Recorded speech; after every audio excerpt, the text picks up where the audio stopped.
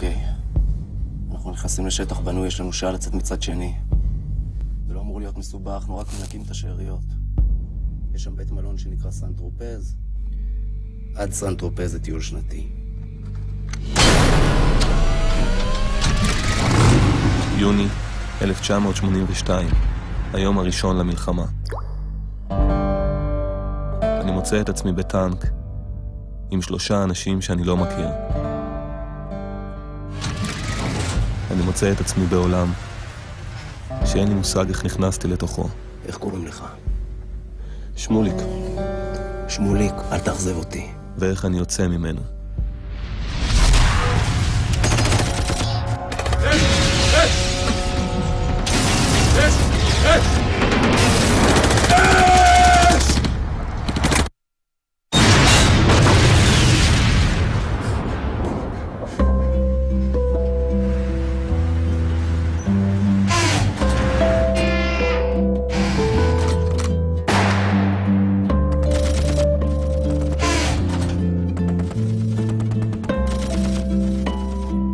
הטנק הזה גם הוא.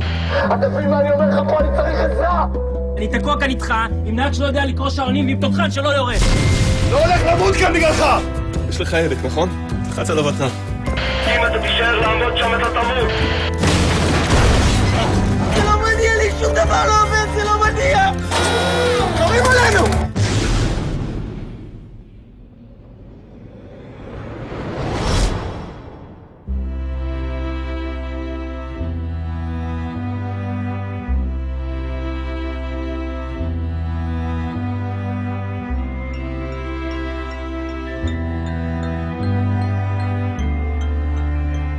אי אפשר לנהל מלחמה בטינופת הזאת.